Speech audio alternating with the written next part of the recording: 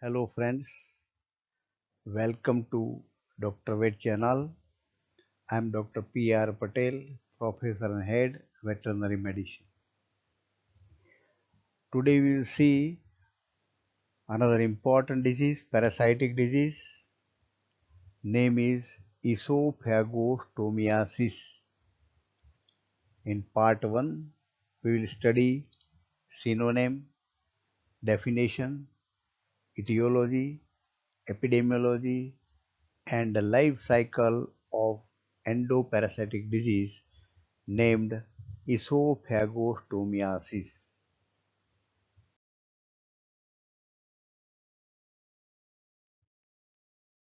Many worms they produce commonly called the disease gastroenteritis. So esophagostomiasis is also a one part of gastroenteritis.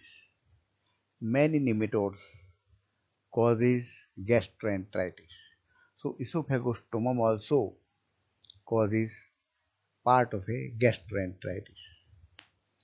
The disease caused by esophagostomum worms is called as esophagostomiasis.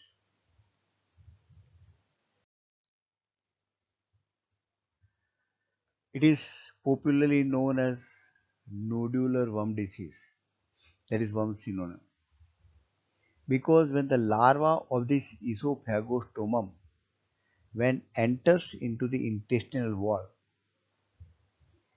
it induces a reaction and there is small nodule formation around the worms.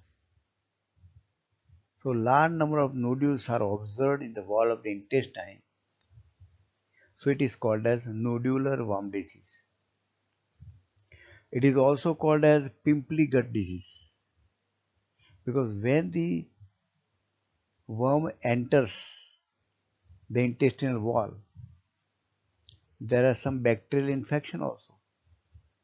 So there is a very small, tiny, minute abscesses and it contains a green or yellow pus.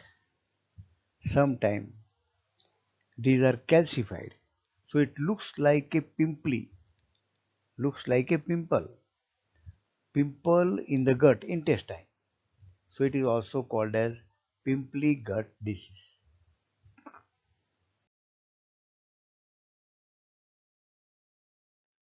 First, we understand the definition of the disease esophagostomiasis. It is caused by nematode parasite, the roundworms, caused by species Esophagostomum, also called nodular worms. We have already seen that formation of nodule in the wall of the intestine, and they produce a characteristic nodule in the large intestine of the host. Esophagostomum belong to a family Strongylidae. Esophagostomiasis is a common infection of cattle, sheep, goat, swine, other ruminants, wildlife such as deer, antelope, and other animals. The disease is characterized by acute or chronic manifestations, enteritis, nodules in a large intestine, persistent long time diarrhea, progressive emaciation, anemia, edema, and death. These type of the symptoms are also observed in many other parasitic diseases also.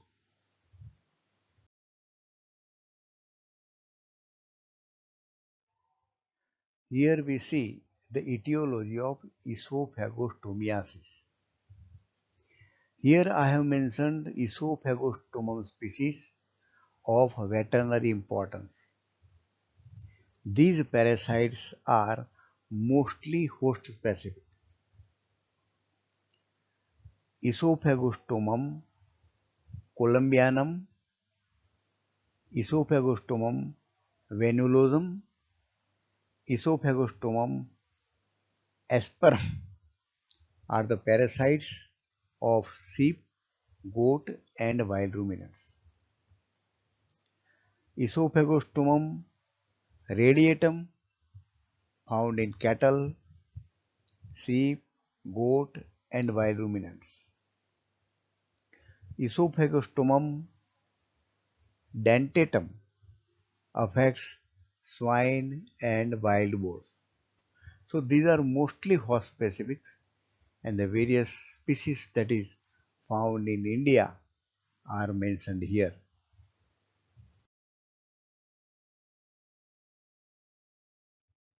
Some of the important points for a veterinarian in the etiology are the predilection site of adult Esophagostomum worm is large intestine, mostly colon. The Esophagostomum worms are mostly found mixed with other gastrointestinal roundworm. They are also responsible for a disease popularly known as gastroenteritis. It is called as parasitic gastroenteritis disease, an important disease for veterinarian. So, this esophagostomum infection is also found mixed with Haemonchus, Couperia, Ostratagia, Nematodyrus, and other roundworms. The adult esophagostomum worm are 15 to 20 millimeter long. So, on gross examination of the feces, these parasites are visible with either naked eye or magnifying glasses. The females are comparatively larger than males. The eggs are oval, have a thin shell, and contain several cells. It is difficult to differentiate egg of this Esophagostomum with the other nematode.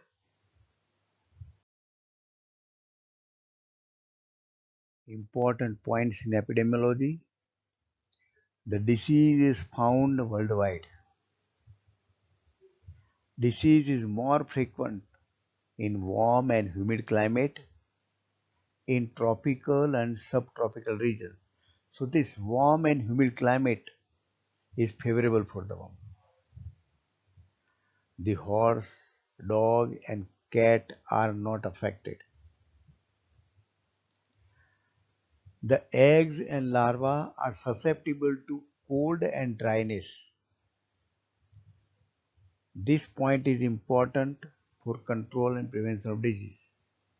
The extreme temperature, very cold or very hot, and if you keep premises dry, the chances of infection is less. The disease is common in warmer summer rainfall areas. So both hot humid climate is favorable. Livestock exposed to these worms often develop natural resistance progressively. So as usual with the other infection, there is natural resistance, so also here. These resistance animals do not show any sign, but they continue to shed eggs and that infect the environment and other healthy animals.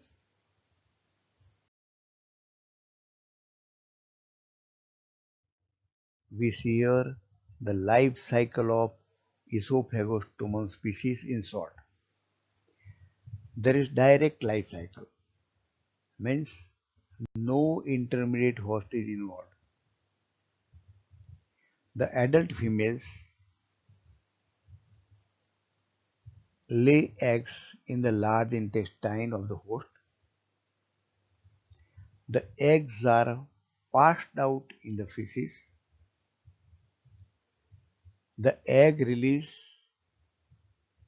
larva 1 and larva 2 stage.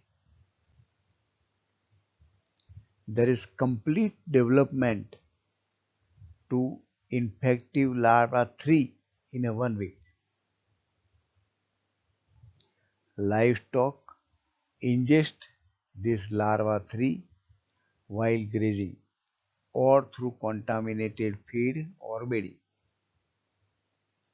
Anyway, this larva enters into the host through ingestion.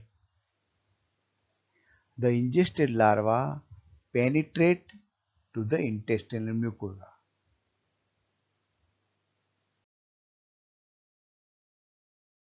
Now here important point of life cycle. The larva enter into the wall of the intestine. It provokes the nodular host reaction. When the larva enters, there is a host reaction and form a very small nodules. This larva also contains some other infection. So this larva produced infected pustules. Pustules may get calcified and looks like a pimples. So it is called as pimply gut disease. After about a week, the larva give up the nodule and migrate to the colon. It completes the development from larva 4 to adult. The adult reproduce, they lay eggs, and eggs pass out into the feces, and thus the life cycle continues. Few larvae may cross the intestinal wall and migrate to the liver through the abdominal cavity, and they cause damage to the liver. The prepatent period, the prepatent period, the time between infection and the first egg seed is 5 to 6 weeks. Remember this. Pre-patent period is 5 to 6 weeks. The time between the infection, entry of infection in host till eggs are sets out.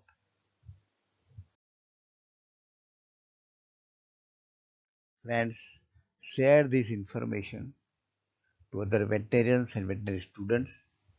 To promote the channel, subscribe the channel. Thank you very much for observing the video.